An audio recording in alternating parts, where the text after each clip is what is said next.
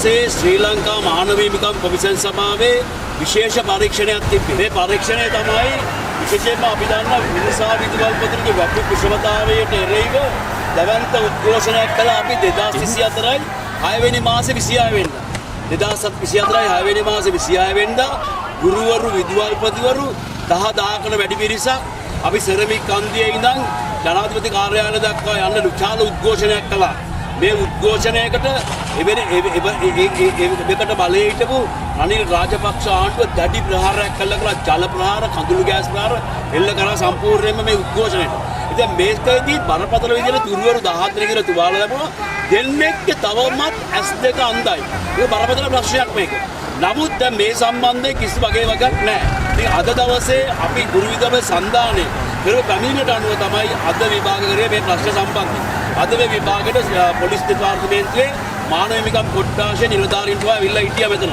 දැන් අපේ ප්‍රශ්නේ තමයි මේ උද්ඝෝෂණය සම්බන්ධයෙන් පොලිසිය වාර්තාවක් දීලා තියෙනවා. මේ වාර්තාව පැහැදිලිවම සඳහන් වෙන කාරණාවක් තමයි මෙම උද්ඝෝෂණයට කඳුළු වායු උණ්ඩ 34ක් ගහලා තියෙනවා. ඒ වගේම කඳුළු වායු බෝම්බ 17ක් ගන්නවා.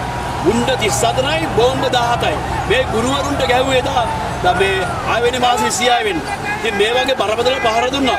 මේ ප්‍රහාරය තුළ අපි දන්න හම්බන්තොට සේවය කරන චන්ද්‍රසේන කියන ගුරුවරයාගේ එක හැක් තාම පේන්නේ නැහැ. ඒ වගේම ගාල්ල දිස්ත්‍රික්කයේ ගුරුවරයෙක් කරන මදුශංකර රත්නායකගේ එක හැක තවමත් පෙනීම ප්‍රශ්නයක් තියෙනවා. තවමත් ඔවුන් පෙනීමක් නැතුව ඉන්නේ. නමුත් තවමත් මේකට විසඳුමක් නැහැ. ඒ වගේම අපි මේ අරගලය කරේ මොකක් සඳහාද? අපි එවකට උද්ඝෝෂණය කරේ ගුරුසා විදුහල්පතිවරුන්ගේ වැටුප් විෂමතාවයෙන් ඊළඟ 3/2 ලබා ගැනීම සඳහා. එතකොට අද දවසේ කොටත් ගුරුසා විදුහල්පතිවරුන්ගේ ඊළඟ වැටුප් වැඩිවීමේ ඊළඟ 3/2 ලබා දෙන්න කටයුතු කරලා නැහැ. අපි පැහැදිලිවම ගුරුසා විදුහල්පතිවරුන්ගේ වැටුප් විෂමතාව ඉවත් කරන්න කියලා විශාල අරගලයක් කළා. ඒ අරගලය තුළ සුබෝධිනී කමිටුවෙන් තීරණයක් ගත්තා ගුරුවරුන්ගේ වැටුප් වැඩි කරන්න. ඒ වැටුප් වැඩිවීමේ 3න් එකක් තමයි අපිට ලබා දුන්නේ පැවති ආණ්ඩුව. ඉතිරි 3/2 ලබා දෙන්න කියලා තමයි අපි දැවන්ත උද්ඝෝෂණයක් කළේ. දැන් මේ වාර්තාවෙම තියෙන 7000කට වැඩි ගුරුවරු ආවයි කියලා. අපි දන්නවා 10000කට වැඩි ගුරුවරු පිරිසක් ආවා. ඇවිල්ලා තමයි අපි කිව්වේ අපිට මේ වැටුප් විෂමතාව ඉවත් කරන්න කියලා. අපිට පහර දුන්නා. නමුත් ඒකට තාම යුක්තියට වෙලත් නැහැ. වැටුප් විෂමතාවයට උත්තරයකුත් නැහැ.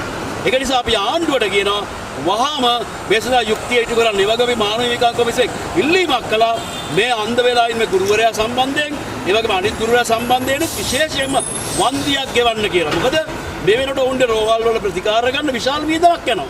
ඒක නිසා ඒකට වන්දි ගෙවන්න කියලා තමයි ඉල්ලීමක් කරලා තියෙනවා. මොකද ආණ්ඩුවේ වගකීමක් තමයි මේකට මේ යුක්තිය ඉටු කිරීම. මොකද මේ ආණ්ඩුව බලයටපත් උනේ මේ ආකාර උද්ඝෝෂණ ගණනාවක් එක්ක. ඒක නිසා මේ උද්ඝෝෂණ වලට යම් කිසි දෙයක පිළිතුරු ලබා දෙන්න ආණ්ඩුව බලයටපත් වෙලා ඉන්නේ. දැන් ආණ්ඩුවේ වගකීමක් තමයි ඒ සඳහා ප්‍රශ්නෙට විසඳුමක් ලබා දීම පැහැදිලි වගකීමක් ගන්න අපි දාගෙනවා. දැන් මේ උද්ඝෝෂණයට මේ ආණ්ඩුවේ ඉන්න මේ වෘත්තීය සමිති මේ එකතු වෙලා හිටියේ නැද්ද එතකොට? මේ උද්ඝෝෂණ සංවිධානය කරේ ගුරු විදුහල්පති වෘත්තීය සමිති සන්ධානය. ඒකේ ප්‍රමුඛ නායකයා තමයි ලංකා ගුරු සේවා සංඝයේ මහින්ද ජයසිංහ සහෝදරයා ඇතුළු ගුරු සේවා සංගමය. ඔව් ආණ්ඩුවේනේ දැන්. ඔව් ආණ්ඩුවේනේ. ඔව් ආණ්ඩුවේ ඇමතිවරයෙක් දැන් ඌට වගකීමක් තියෙනවා. ආණ්ඩුවේ ඇමතිවරයෙක් ලෙස මේ උද්ඝෝෂණයේදී තුවාල ලැබුවන් සම්බන්ධයෙන් යුක්තිය ඉටු කරවාගෙන මැදිහත් වීම වගේම ගුරුසා විද්‍යාලයේ වැටුප් විෂමතාව ඉදිරි 3/2 ලබා දීම සම්බන්ධයෙන් කටයුතු කිරීම. මොකද මේක විශාල උද්ඝෝෂණයක්, විශාල ඉල්ලීමක්. ගුරුවරු තාමත් ඒ ඉල්ලීම් වල ඉන්නවා. ගුරුවරු විදුහල්පතිවරු, ගුරු උපදේශකවරු, පිරිවෙන් ගුරුවරු. ඒක තමයි ලබා දීම මේ ආණ්ඩුව වගකීමකට පැහැදිලිව දකිනවා. මේ ප්‍රශ්න දෙකම ඔහු නොදන්නවාද? නෑ පැහැදිලි ප්‍රශ්න දෙක නොදන්නව නේ. ප්‍රශ්න දෙක අපි ඔක්කොම එක්කව කරලා කරපු අරගලයක ප්‍රතිඵලයකට ආපු ප්‍රශ්න එකක්. ඒක නිසා ප්‍රශ්න වලට විසඳුම් ලබා දීම ආණ්ඩුවේ මෙන්ම මහින්ද ජයසිංහ සහෝදරයාගේ වගකීමක්. දැන් අධ්‍යාපන ඇමතුමිය මේ බව දැනුවත්ද? අධ්‍යාපන ඇමතුමිය මේ බව දැනුවා. අපි පැහැදිලිවම මේ ගුරුවර මේ ප්‍රහාරයෙන් තුවාල වෙච්ච මේ ගුරුවරයා සම්බන්ධයෙන් ඔහුට වෛද්‍ය ආධාර ලබා දීම සම්බන්ධයෙන් අපි ආචාර්ය අරුණ අමරසූරියත් එක්ක කතා කළා. කිව්වා.